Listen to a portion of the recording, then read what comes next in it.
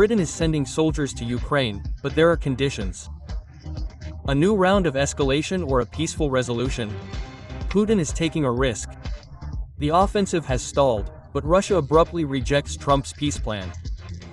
A statement from Moscow, an assassination attempt on the Prime Minister. The verdict has already been rendered, and, it would seem, everything is clear, but new details are emerging in the case. We will tell you about them.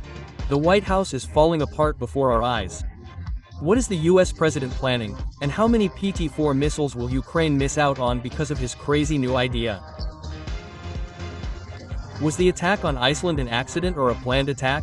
Who attacked, why, and what does it mean for the world? These and other key events are covered on the morning of Wednesday, October 22nd. The most important and breaking news, and exclusive details are available at the next news release. Up-to-date information on events in Russia, Belarus, Ukraine, and the world, earlier and clearer than others. Everything you need to know today. Russia's major summer offensive fizzled out before it had even advanced half a step. Moscow's latest attempt to turn the tide of the war has ended in failure. According to The Economist's calculations, during the months of the offensive, the Russian army captured less than 0.5% of Ukraine's territory, losing hundreds of thousands of men. The publication notes that the attacks that began in May covered almost the entire front, but not a single strategic objective was achieved. Ukrainian troops hold key cities, including Pokrovsk, despite constant assaults. The publication estimates that over 100,000 Russian soldiers have died this year alone. But the front line has remained virtually unchanged since 2022. Analysts note that at the current pace, Russia will need until 2030 to fully capture the 4 regions included in its constitution: Donetsk, Luhansk, Kherson, and Zaporizhia. And the complete conquest of Ukraine would take another century. Russia may be looking for opportunities to wage war at the current pace. If Putin continues his offensive at any cost, he risks even greater risks. After 3 years of failed offensives, a sudden collapse is more likely to occur in the Russian military economy than in Ukrainian defense. London is preparing for a new move that could change the balance of power in Europe. Britain is ready to send troops to Ukraine and is forming a new military bloc. The country is prepared to allocate over £100 million for the possible deployment of its troops in Ukraine, but only if US President Donald Trump concludes a peace agreement with Russia. Over the past 6 months, Britain and France have been building a coalition of volunteers from more than 30 countries that will form a multinational force for Ukraine. These forces will be responsible for the security of Ukrainian skies, maritime borders, and training of the Ukrainian armed forces should a ceasefire become a reality. In the meantime, the Royal Armed Forces are preparing to repel drone attacks on their territory for the first time under law. We continue to defend ourselves daily from threats, from the seabed to cyberspace. We are currently developing new legal powers that will allow us to shoot down unidentified drones over UK military bases. A new era of threats has undoubtedly arrived. Not since the end of World War II has European security been exposed to such a risk of interstate conflict.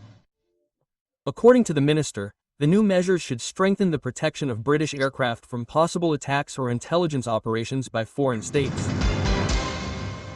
In Russia, the head of an Uzbek community has been jailed. The Boldey City Court in the Novgorod region sentenced 68-year-old Usman Baratov to 1 year and 8 months in a maximum security penal colony. He was found guilty of disorganizing the activities of a correctional facility. The court's decision came as a surprise even to observers. The prosecutor's office requested a standard prison sentence, but the court opted for a maximum security one, citing Baratov's previous conviction for allegedly discrediting the Russian army.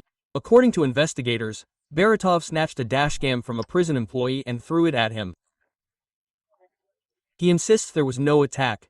The camera fell, and he merely picked it up and tossed it aside when a guard refused to take it. Quote, "I just didn't want to stand there with my hand outstretched. I didn't break the camera or throw it at people." Quote. The lawyer noted that the dashcam wasn't working at the time of the incident, and the footage presented in the case doesn't capture the actual conflict. The prosecutor acknowledged the defendant's age and health as mitigating circumstances, but this didn't affect the verdict. If not for the new criminal case, Baratov would have been released on November 20th of this year. Now, instead of being released, he's being sent back to a penal colony, where, according to the defense, he's unlikely to withstand the strict regime. The leaders of Europe's largest countries issued a joint statement reaffirming their unwavering support for Ukraine and applauding the U.S. president's efforts to achieve a ceasefire in Ukraine. The document specifically notes that Russia is prolonging the conflict, while Ukraine, I quote, is the only party truly striving for peace.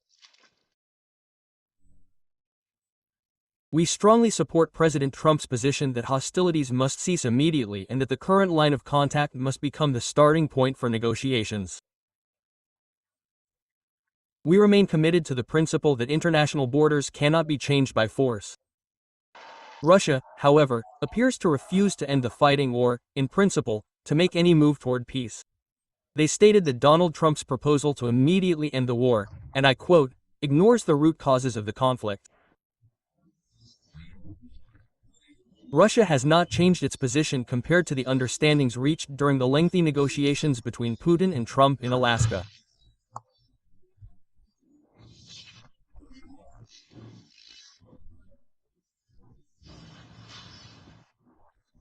These understandings are based on the agreement reached then, which President Trump succinctly formulated when he said that a long-term, sustainable peace is needed, not an immediate ceasefire that will lead nowhere.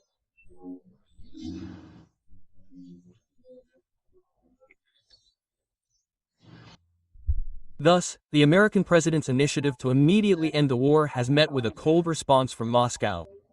There, they are once again talking not about peace, but about the causes that must not be forgotten.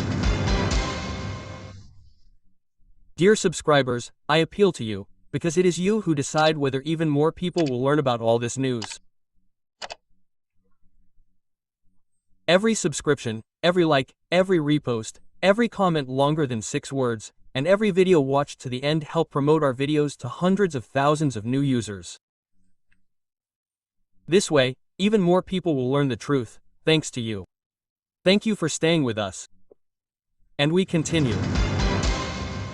5 shots fired at close range, and only a year later the court draws a line. One of the most high-profile trials in modern Slovakia has come to an end. The court sentenced 72-year-old writer Juraj Cintula to 21 years in prison for the attempted assassination of Prime Minister Robert Fico. I believe the court's verdict is lawful. As the presiding judge noted, he was convinced by the prosecution's closing argument and accepted our arguments. For this reason, I waive my right to appeal the verdict.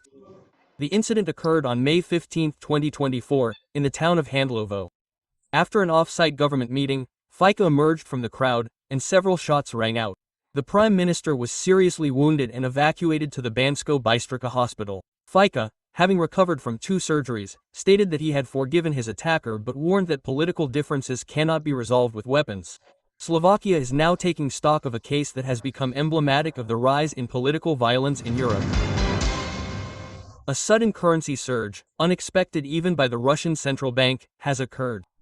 Over 1 trillion rubles in foreign currency poured into the country in September, and no one has officially explained where this money came from. According to the central bank, clients' foreign currency balances increased by more than 1 trillion rubles at once. This is the largest influx in several years. However, the regulator chose not to disclose the source of this rain of yuan or dollars.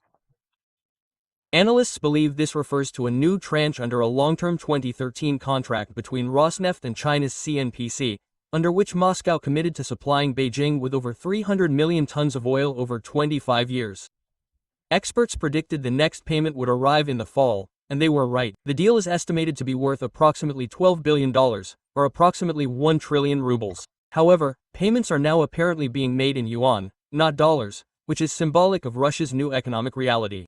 Economists have noted that this caused the ruble money supply to shrink in September, while the overall money supply increased. Analysts explain that such figures require external infusions, advances on export contracts, or other foreign currency receipts. Trump has destroyed the White House. In Washington, bulldozers have demolished part of the East Wing to make way for Donald Trump's new presidential ballroom. Heavy equipment has dismantled the facade of the historic building that once housed the First Lady's office, a theater, and an entrance for foreign delegations. The project is estimated to cost $250 million. Trump says he plans to pay for the construction with his own money and donations from supporters. And this ballroom will be magnificent. Here, on this floor, they will serve drinks, cocktails, everything. And then they will say, "Come to dinner." And you, gentlemen of the senators, will enter a room that, I think, well, I don't think anyone will be able to surpass it. This will be the best ballroom. Everything will be magnificent. And, by the way, construction began today, so that's good luck. But the amount budgeted for the renovations would be enough for about 250 Patriot missiles. But that's just an example. An attack on Iceland.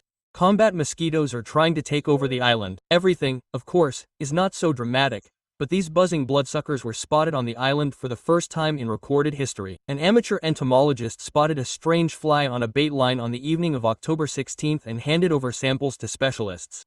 The Icelandic Institute of Natural History confirmed, these are indeed mosquitoes, and a frost-resistant species capable of overwintering in barns and cellars.